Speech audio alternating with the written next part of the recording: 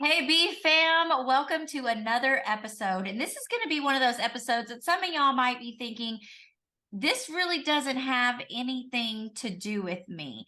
But I want you to stick with us because if you listen to Holly's story that she's going to share with us here in a minute, she went from a completely normal, healthy life into her world being turned upside down and her not knowing where to go or what to do or having the right resources there moving forward in her family. So today, in just a minute, we're going to have Holly from Well Blended Life. She's going to break down her chronic illness, kind of what was going on in her life beforehand, what happened during that season of her life, and then how she began to cope with it moving forward. She's going to share with us some of the hard parts of it, then also some of the benefits and the blessings that have come in her family through her chronic illness. So again, if this isn't you, I want you to still stick with us because it may, God forbid, it may be something that you may have to deal with, or someone you love may come face to face with this, and then you will have the answers and the resources for them. So stay tuned right after this. All right, guys. So I'm going to let Holly do a little introduction of herself, tell us a little bit about her blended family. And then she also has a podcast as well, and the things that she focuses on her podcast and her social media platform. So, Holly, welcome. Welcome, welcome. You are not a stranger to the show. We've done an episode before called Parenting After Dark. And if you didn't get a chance to listen to that one, go back and look for that one because that is some very good practical tips going into parenting your preteen and teenage and young adult kids. But today we want to hear all about your chronic illness. So can you start out by sharing a little bit about your family? Absolutely. Thank you for having me here again. I just love your show and your audience, and it's fantastic. So it is a blended family. We have his and hers. There is no ours. And together we have 7 kids and 5 dogs. And our life is very crazy. But our kids are, at this point, mostly older. Our youngest is 14, our oldest is 24. And while we've all been a blended family for about 9 years now, we've only lived together for about 4 of those years. So it's a little interesting because, I was a single parent and he was a parent with his ex and all that. And then you bring all these parenting styles together and kids, and our family is very uniquely designed between foster to adopt, adoption, miracle of science, some biological, like there's all sorts of things in there that created a really interesting dynamic that is sometimes a huge blessing and sometimes the hardest thing that I've ever done. But I don't think we trade it because we're still doing it. So, Yes. So, and man, yeah, I do love your story of how y'all's family is just such a unique combination. I think we see that in a lot of blended families. Like some people just think, okay, it's two people that were married, divorced, and now they're marrying each other, and they're bringing in that Brady Bunch kind of feel to it, and that's just not always the case. Our families are made up of all of these different ways, and all of them come with a unique set of challenges, like you were saying, but also that blessing that comes out of that when y'all start to blend and merge. So before all this started happening with the chronic illness that we're going to get into, what stage of blending in your family was everything like easy peasy, lemon squeezy happening, or were y'all in that like difficult stage where you have a lot of like learning pains? So it's funny you brought up the Brady Bunch. That's always been our joke that we're the Brady Bunch, but instead of Alice, we got an extra teenager. So we were, before my health just tanked. It's interesting. We had started looking around for a house to move into because had a house that was way too small for all of us. He had a house that could fit us, but we didn't feel like it was really fair to the kids to move, me and my two kids into their house. And it would be a lot of, well, that was mine and this is mine because they've lived here for so long. Well, we're in Arizona and we started looking around, and the housing here has just gone, it's out of control. And we were finding these much smaller houses on next to no property where you could literally go out and touch your neighbor's house almost for way more money than we were willing to spend. So instead, what we did was we actually went in and gutted his whole house, like down to the concrete and studs. I mean, it was crazy. So right before I got sick, that's actually what we were doing. We had hired a general contractor who swindled us, and it was awful. He stole a lot of money and all sorts of things like that. So I ended up being kind of like the general contractor, trying to figure out all these different people coming in and out. And it was funny because that very much mirrored what I did in my professional life, and it very much mirrored what we were doing in our private family life, always moving all these different pieces. And our family was at a stage where we had been doing okay. There were growing pains, there just are. And but then as we started trying to all move into this newly renovated house, like at some point I'm gonna have to start doing some before and afters because it doesn't even look like the same house inside anymore. And that was the goal. We wanted it to look different because we didn't want them to still feel like, oh, well, this is mine, and Holly or her kids coming in, they're taking something from us. We didn't want them to feel that. Unfortunately, in some of the cases with the kids, they felt like it was no longer their home. It felt odd and strange to them. And we did the best we could, but we made this choice for very specific reasons. And unfortunately, that meant some of them decided to go live with their mom full time. And, they still come over, we still see them, we still love them. It really broke my heart because I took it personally. I know Hub doesn't because he sees the other side of it. But for me, it was a really hard time for me because I really kind of felt like, oh, we're all moving in, and now they're choosing to not want to be with me, to not want to be in our house that I worked so hard on trying to make a home for everybody. And so that was a real struggle. I mean, I'll be honest, and it still is. And so we've been kind of living together now for about 4 years. And some of the kids are out of the house. Some of them are at college, so they only come home every once in a while. And some live here full time, and some of his kids live at their mom's full time. And unfortunately, I still take a lot of it personally, but I try not to because I see where they need to be. For example, one of the ones that are living with their mom full time, they've come here and everything's good for about a week or so, but then it starts kind of spiraling. And that's because that kiddo is at an age and at a stage where even if they don't always get along with mom, that's who they need right now. And we've also noticed that there's a big difference in how blended families and kids react to a stepmom versus a stepdad.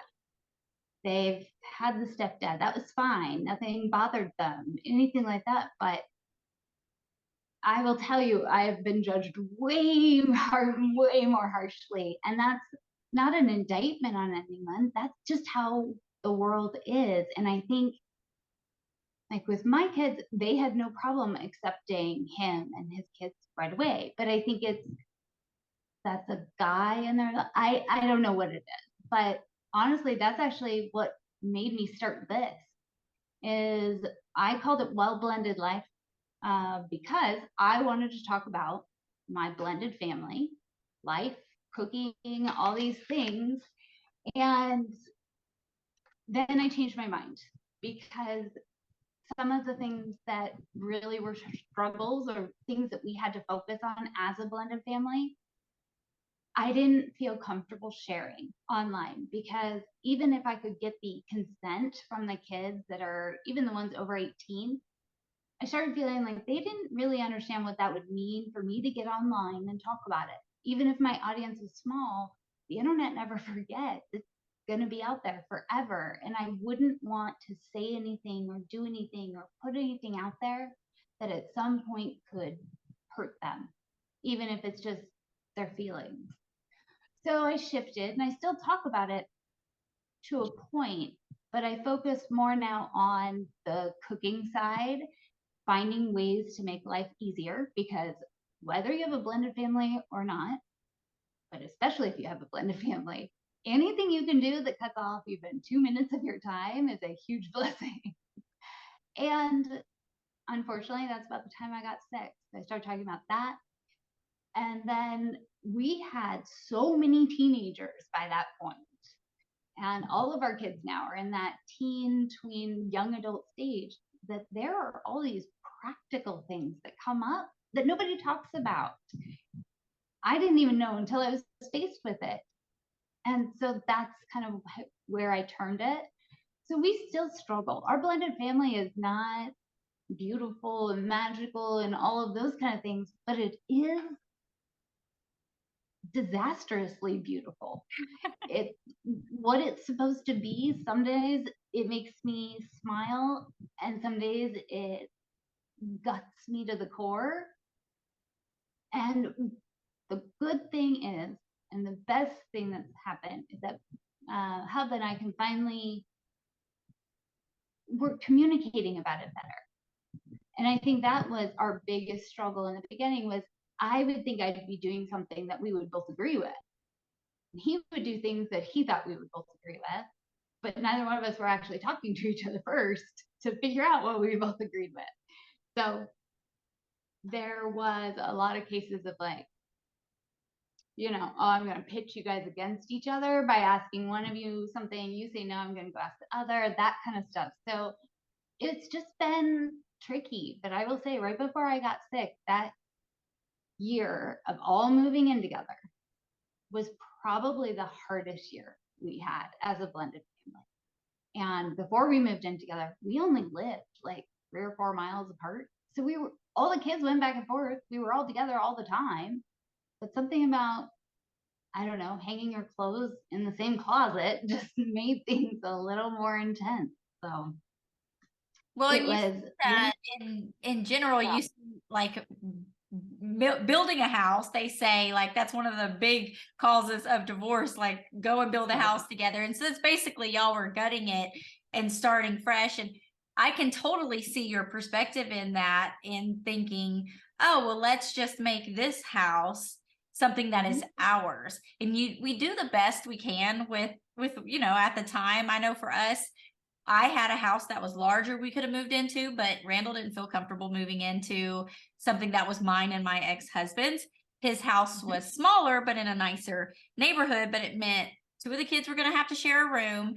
And so, that's the whole thing. And then it always was theirs, us coming into their house. We tried getting like new furniture and everything. And we worked really hard to get this house we're in now that would be big enough. And by that point, all of our kids went and lived with their other parents. And so I can relate with you so much, because it is heartbreaking. To this day, we have never had all of our kids live under the same roof in this house. And I really just wanted to point out, as we're leading into your story with your chronic illness, that you're dealing with regular step family drama issues, the blending and all of that, which is already a lot in itself. And then of course y'all were doing your house and everything, which adds on top of that. And then comes this moment in your life where, from what I recall, right, you're a perfectly healthy woman in your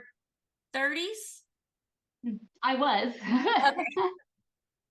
So perfectly healthy in your 30s to this moment in time that changed everything. So can you walk us through that a little bit?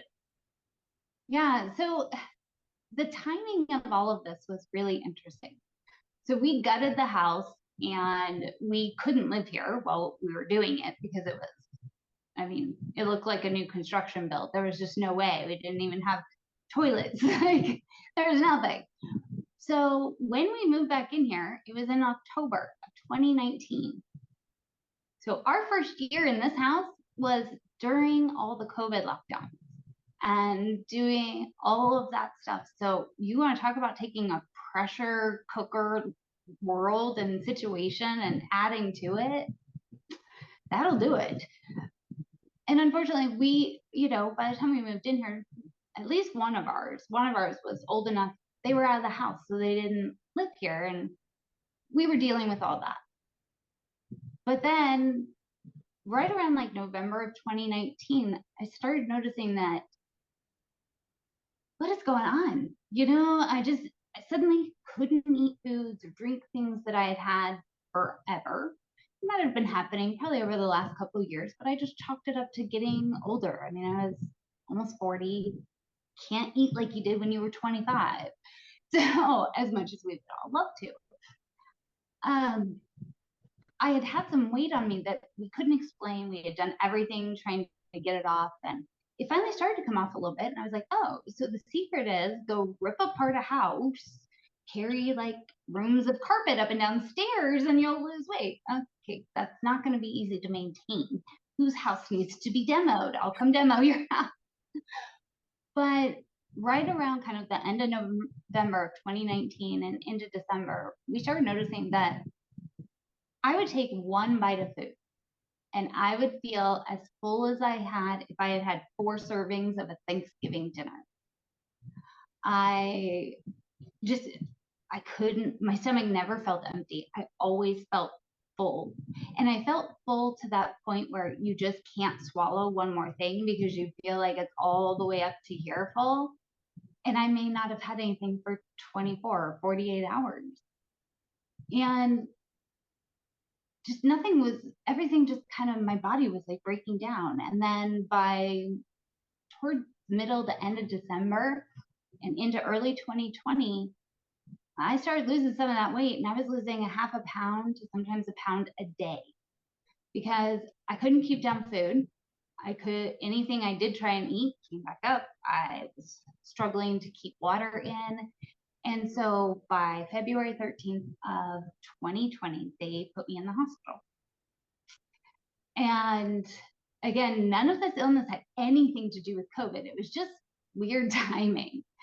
And so here I am in the hospital. I weigh a little more than 90 pounds.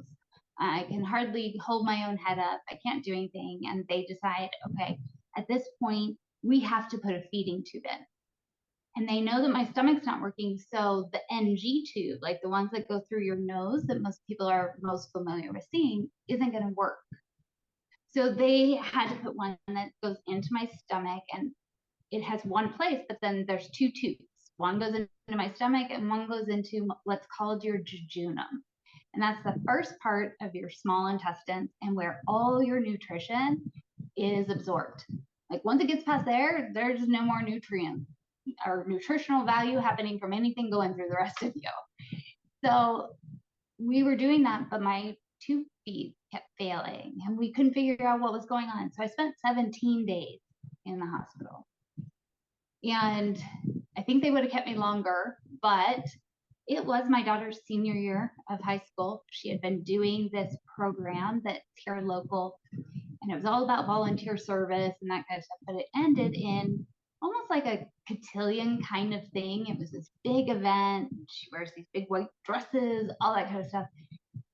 And I told them, I said, look, here's the deal. Either you let me out before Saturday, or I'm going to lock the door. We're just going to close this door, and I'm going to put a sign on this that says, do not enter. I'm going to leave Saturday, and I'll come back Saturday night, but I am not missing this. And they finally said, okay, well, there's not much more we can do for you here. Let's get you home and do that. But this is where everything kind of fell apart.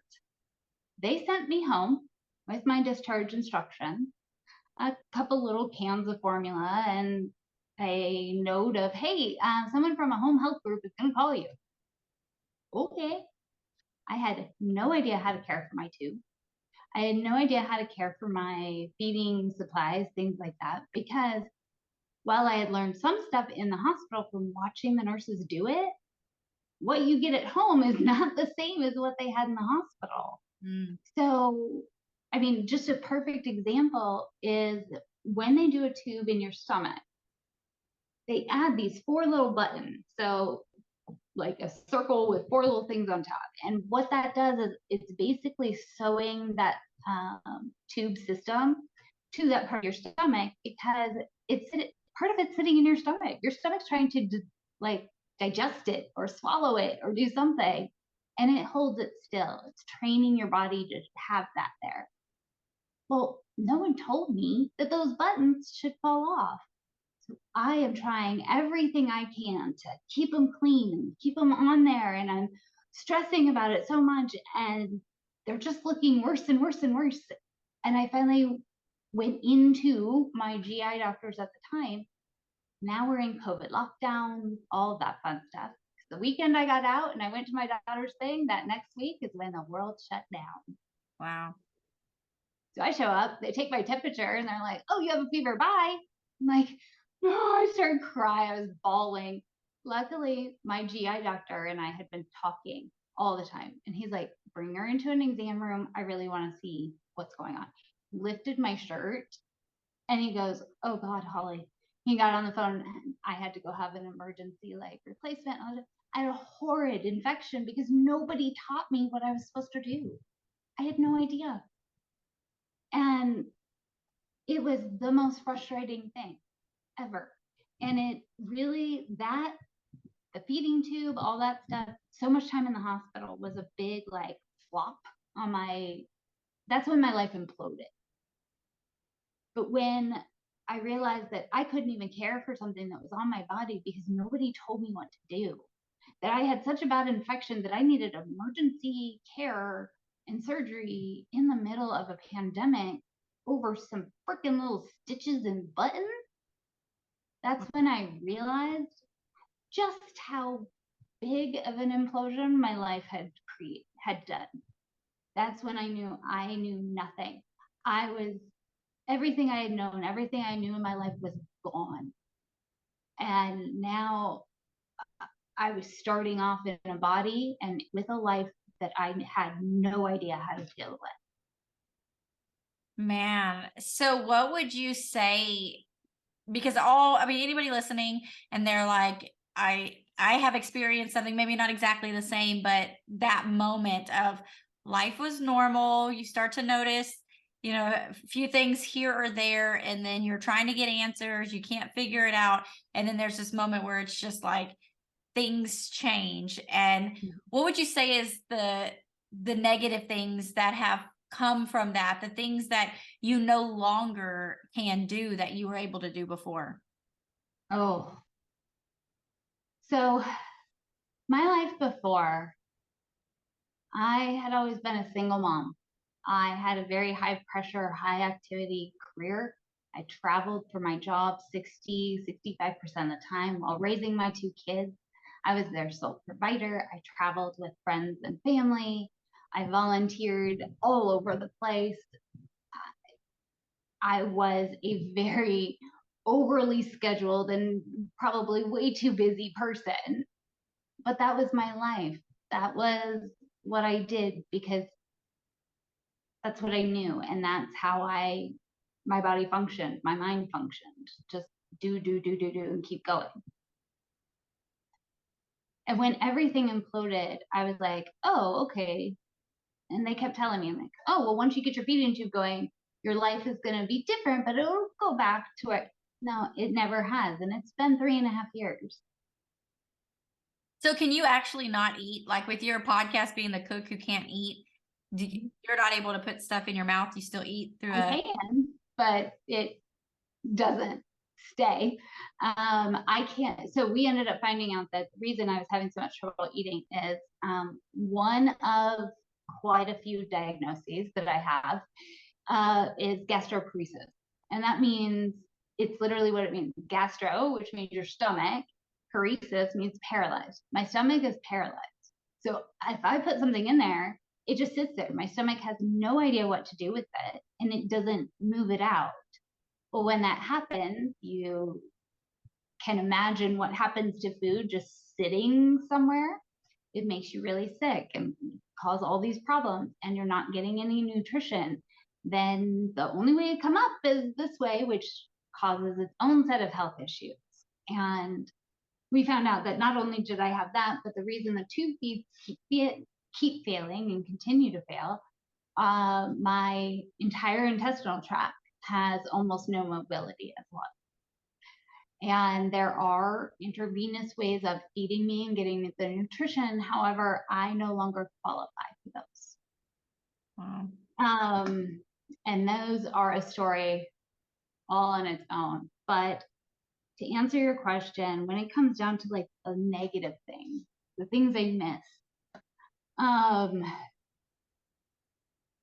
I had always heard of PTSD with soldiers or, military hostages, kidnap victims, those kind of things.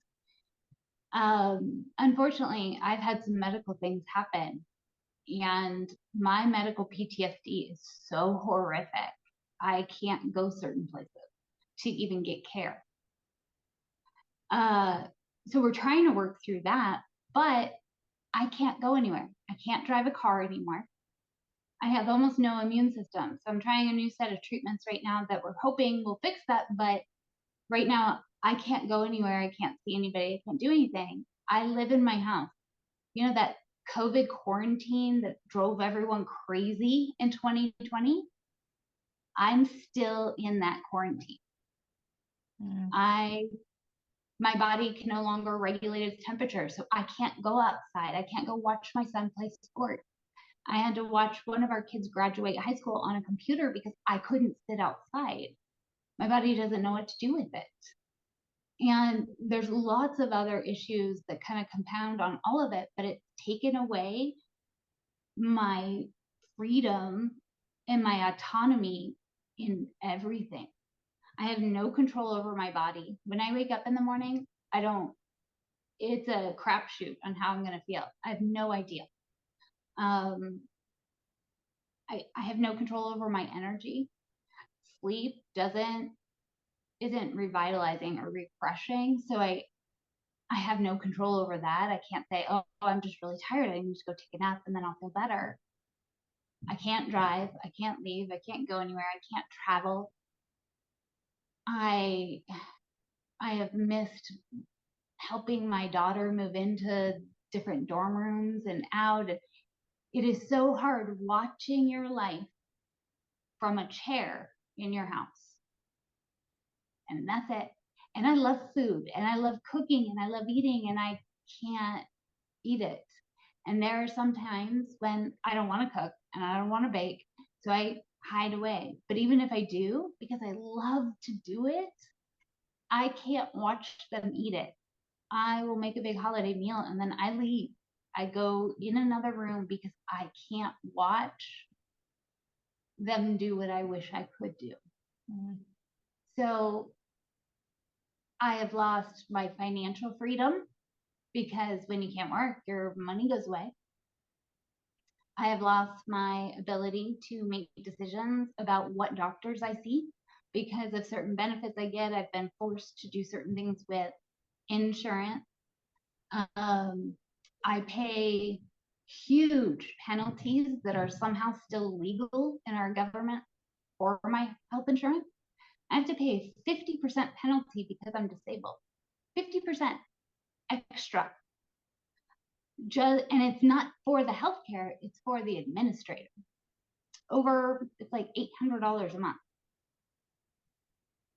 I try very hard not to be negative Nelly and all that stuff, but literally I have no control, no autonomy, no freedom, no choices. Almost everything is decided for me, even when I'm in the room. And what I miss the most, though, I definitely miss the freedom and the traveling and the food and all that. But I really, truly miss being able to make my own decisions. Man. Yeah, I mean, because even when you started listing stuff, I mean, if you would have said the first two, I mean, because we know how much people whined about staying in and not being able to leave their house, and justifiably. I mean, it was a hard season, but that and then all the other things, all the things that you listed that we do take for granted on a daily basis, of the opportunities that we have to go out and interact. But and then not to even mention the pain that comes along with this, and when that is ongoing, and the fatigue and just the weariness. Have they given you any kind of like future game plan there, or they're still just trying to figure it out? No, unfortunately, every time we find an answer, we end up with 10 more questions. There's obviously a lot more at play than just the gastroparesis and intestinal dysmotility. Everything's been affected. I struggle with my breathing and my air. My brain fog is really bad. Mom brain and all that stuff aside, at no point did I ever, until all of this happened, stand in a bathroom holding my toothbrush and toothpaste and have absolutely no idea what I'm doing or what I'm supposed to do. And it's just this wild, horrific feeling. Everything that I put out there online, I record and then I have to edit, because there are so many times, and you and I have experienced it when we were talking off camera, and all of a sudden I just stop because I don't know what we're talking about. And then, like you said, the pain that we live in physically is, my pain most days before all this would have sent me to the emergency room, like, what is happening? And now that's a good day. So and what really bothers me, if I have to say, and I apologize. I feel like I'm being kind of negative, but I hate what it's done to some of my kids and to Hub. I hate that my 14-year-old has to sometimes help me up and down the stairs, or has to see me curled in a ball because I can't get up, or I'm in so much pain, or some of those things. I hate that they feel guilty going and doing something for their birthday or with friends because I can't go. And all of those things really start to kind of beat up on you. But what has happened and what has come of it, though, is, for instance, my 14-year-old, who has been home for the majority of this, he has seen some of the worst, not all of it, because we've hidden a lot, but he is the most empathetic and caring person I think I've ever met in my life now.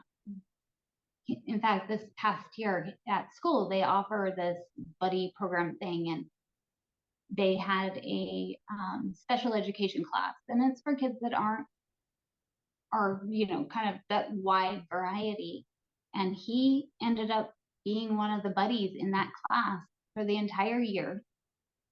And I repeatedly got emails from his teacher, like, I don't know how this kid does it. Like, he walks in and he knows how everyone feels, and he knows who he needs to cheer up, who he needs to calm down. Like, the kid comes in and he just kind of controls everything. Everybody loves him. They do, he says jump, they all jump. And so I've seen that in quite a few of our kids, and it's been interesting to see some of their mind shifts, but I hate how they had to get there, if that makes sense. I love some of their lessons, but I wish I could have taught it to them in a little bit different way.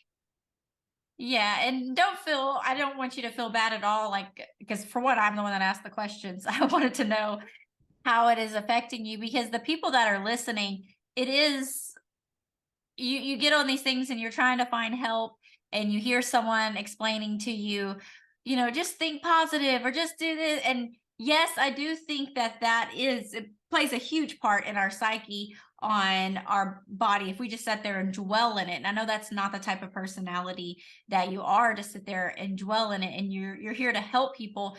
But it's important to express reality too, because there is that reality to it, that it does suck, that it is painful, that it is affecting, it's affecting you, it's affecting your marriage, it's affecting your children. And I appreciate you saying what you said there, because yes, they have learned some very valuable lessons, and it's going to make them better in a sense in these areas, but you wish you would have been able to teach it to them in another way. And then in a sense, that's robbed from you, right? Like, you don't have the opportunity to make that choice there. And so definitely don't feel like, I wanted you to be honest about these things, because the more we talk about it, I think it makes it easier for us to be able to move forward and to pick up the pieces and, okay, here, let's evaluate. Here's what I do have. Here's the abilities and the things that I can do. And how can I use that to still live the best possible life that I can, which is what I see you do, Holly. You're like, okay, let's start this a blog or social media to help blended families, because your heart is to serve and to help. And then you realize, okay, well, maybe that's not the best way, because it's going to affect my family like this. Okay, then this comes on you, this chronic illness, and you're like, how can I use this to help other people? And that's exactly what you're doing here, is how can I make the best of it? That's how it was when we were starting. We were seeking, like, what are we going to do for this next season of our life? Because things changed for us unexpectedly. We thought we were moving in this direction, and then it just completely shifted. And when God said, help blended families, we laughed and said, yeah, right, ours is a disaster. And it's like, we barely are in a relationship with our kids now. And he just, clear as could be, was like, then help the people that are walking through that. They need support. They don't need the pictures of the family that's perfect, because that's not their story. They need someone to say, well, how can we cope and deal with where we're at? And how can we live our best life in the middle of it? Now, in the process, God restored our family, and everything turned out, beautiful, not perfect, but what'd you say earlier? Something beautiful. That's actually beautiful. Yes. Yes. And so here you are now, taking what you have been handed, and like, how can I make the best of this? And so you've actually put together some resources to help people that are dealing with this. Can you talk a little bit about that resource guide that you have? Yeah, actually, I have a couple different resources because, like you said, when I first started going through this, it's the same way as when I first started going through my blended family experience. There's not a lot of people that are walking that same path with you. If you're a new mom, that's a time in your life where everything kind of implodes and your whole life is different. You can go put a flyer on your neighbors' mailboxes or on your community mailbox that says, hey, I'm a new mom.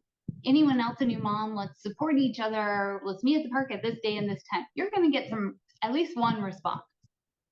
You go put up a sign that says, hey, I'm a really complicated blended family. Anybody else? Or, hey, I have a chronic illness that is really affecting my ability to live. Anybody else? You want to come meet? Those get cricket. There's nothing there. And unfortunately, our medical and our healthcare system is designed to get people in, band-aid them up, and then ship them out. And I probably spent at least a good first year and a half of my battle, my journey, whatever, fighting to figure out things that I should have been able to figure out, or somebody should have told me. Like the buttons on my tube. Someone should have said, no, Holly, keep the area clean, but you want them to fall off. And if, hey, they haven't fallen off after like a week, when you leave, take them off. Snip the little stitch and take it off. So we were flying blind. And the majority, think about it. The majority of the time, when you hear the word online support group, The only thing that comes to mind is like a list of negative descriptive words, and they can be soul sucking and just horrible. Well, towards getting close to the 1 year mark, probably around like 9 or 10 months of dealing with all this, I found a couple online groups, and I very, very cautiously like kind of peeked my head in, like, hi, what's this about? And I waited and I watched, and I discovered something that I would never have discovered any other way. There is a chronic illness community out there that, yes, there's the bad apples here and there and the people who take advantage of it or whatever, but the majority of it is made up of other people that didn't ask to be in this situation. They don't want to be in this situation, but they're here, and they will love you and they will support you wherever you are, in whatever shape you're in. And it doesn't matter what your question is, they will move heaven and earth to get you an answer. And that kind of support doesn't come from a lot of places, especially not online. And while that is very helpful, I kept going, okay, well, there's got to be something that could just tell me, like, what do I need to do? What do I need to know? Or what do I need to tell my family? Because they were asking me, like, hey, what do I do about this? I'm going, I don't know. I don't even know how to take care of myself. So I started talking about that on here and online, and it's part of my podcast. So I've created a couple things. First, there's a lot more coming, and there's a lot more out there that I just haven't gotten loaded up in an easy to digest way. But the biggest thing that I put together is something, it's a chronic illness resource guide and disability resource guide. It's a front and back. There are a million more things I could add to it, but I wanted to start with companies and organizations or programs that I was personally familiar with, or I had complete faith in the person that gave me the recommendation for them. The document it's front and back. Like I said, it's free to download off the Cook Who Can't Eat website, and it is jam-packed with links. Almost everything is a link. It gives you places where you can go find professional medical advocates, where you can get the legal help you need with your chronic illness or disability, financial resources, medication assistance, formula assistance. There's even, it breaks down even what is a normal person's like pain scale. You know, when you go to the hospital, do you have this smiley face or this smile, you know, frowny, whatever. Has the normal pain scale versus a chronic illness and disability pain scale, and how they differ, and kind of how to communicate that to your doctor when you go in and you try and talk to them. It's just jam-packed full of resources that I would have given anything to have when I first started this. Now it will change, it'll grow, it'll develop, all that kind of stuff. And whoever does download it, you will automatically get whatever revisions or additions we add to it. It'll automatically be sent to whoever downloads it to begin with. So I try and make that super easy. The other thing I'm doing is, it's actually part of my podcast. So I've got the Cook Who Can't Eat podcast, where we only talk about 3 things. Talk about food, so cooking, recipes, etc., all that. We talk about parenting, teens, tweens, and young adults. And we talk about a chronic illness. Well, again, I started looking at that going, okay, well, every time I want to talk about a topic, I feel like I have to give a lot of background because maybe somebody isn't quite familiar with it. So I started a series. It's called the Chronic Illness and Disability 101.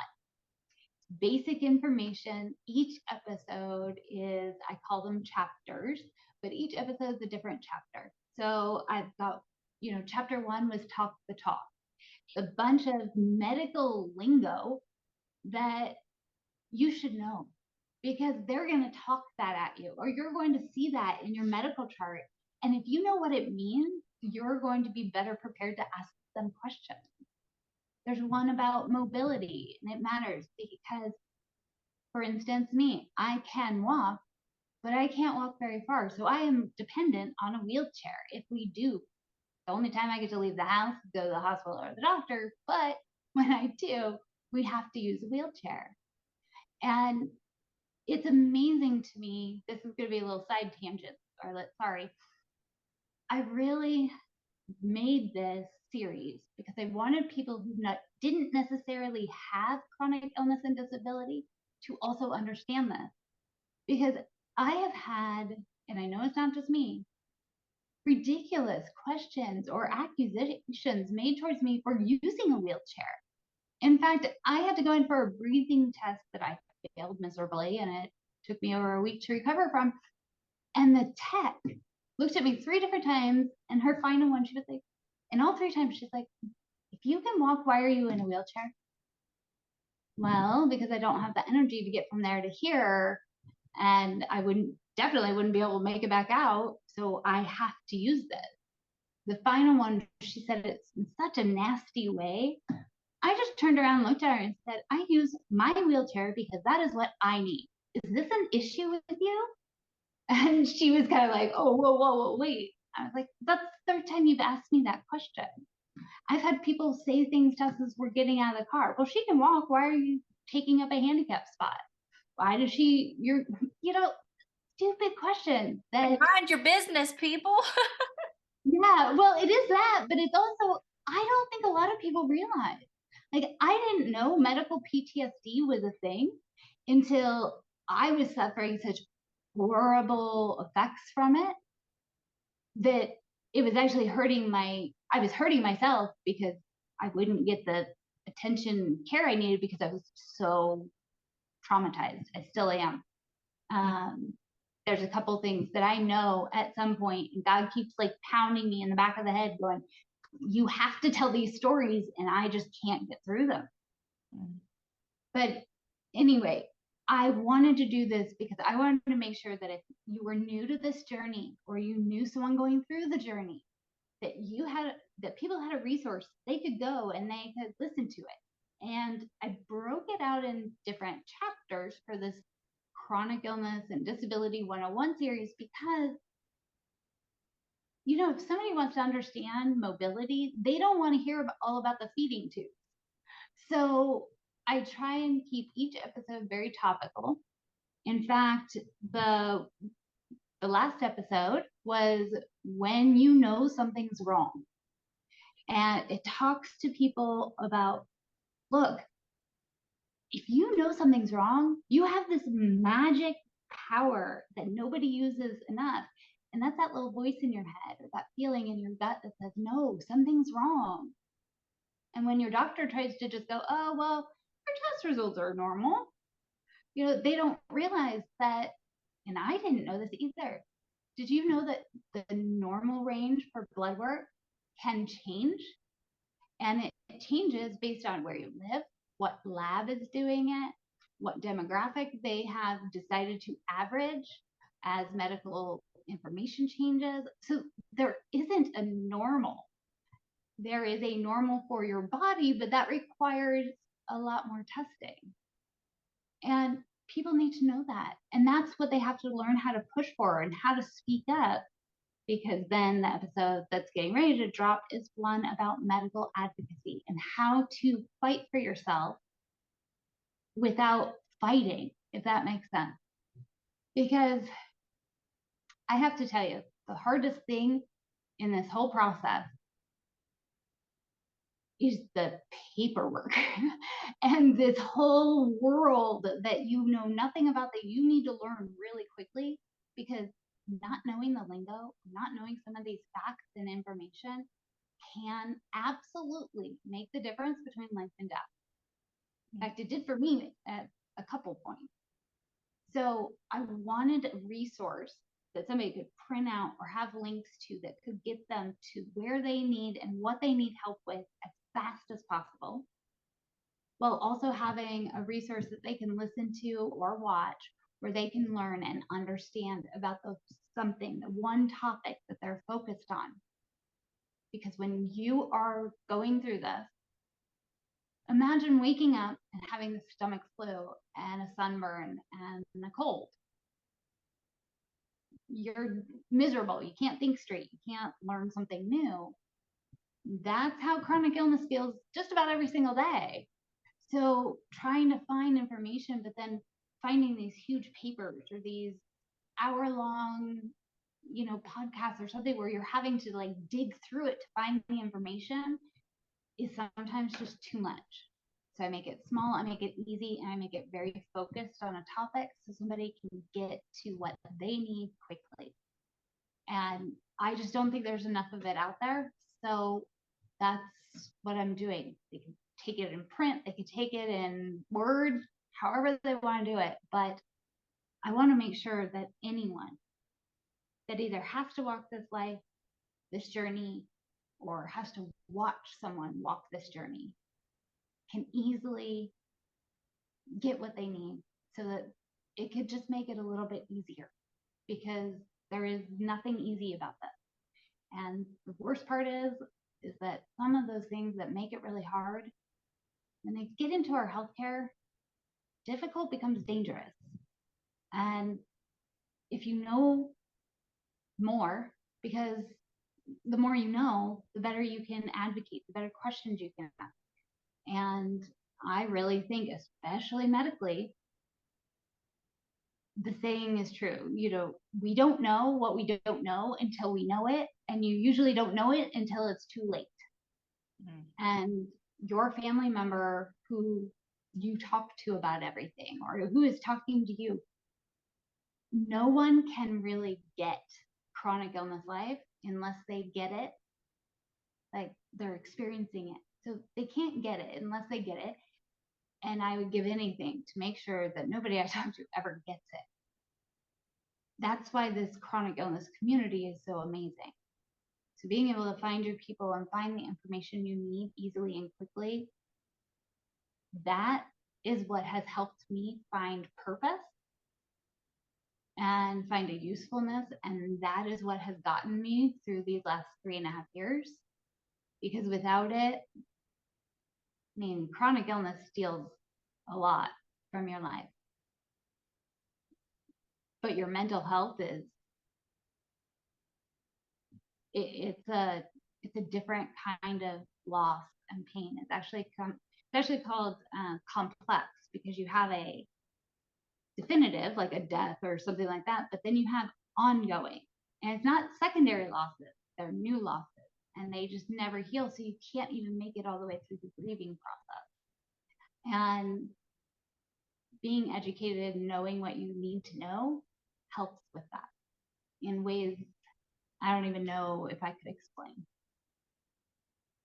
Man, I know our community is going to be just so blessed and grateful to have this resource, because you've put in the work and the effort and the blood, sweat, and tears and learned it the hard way. And for you to come through and create something to make it quicker and easier. I mean, just even all the things we mentioned, and then on top of that, the finances that come along with it as well. So there's all of these resources in here to help you get to that next result, the easiest and the fastest way possible. So I appreciate it. I know you've already blessed me and the things that I've opened up to you about that I've experienced. And so then that's helped me be a better advocate. So when I'm going to my doctors, I'm like, hey, I heard about this test.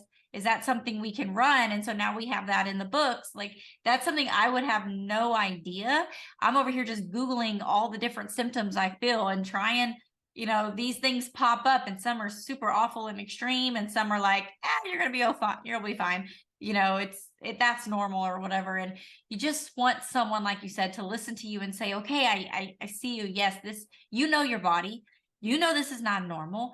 You need help, but you don't know what it is. And so thank you for putting that together. And we'll have that in the show notes, both on the YouTube and on the podcast, so that you guys can go and download that for free. And it will have the links on there for you. And then go check out her podcast, The Cook Who Can't Eat. And you're going to get the benefits of the chronic illness, but also if you have preteen, teens, or young adults, you're going to get the benefit of the parenting because she is phenomenal. They have most of their kids that have grown past this now, and then just the delicious recipes as well, because I've definitely been checking those out.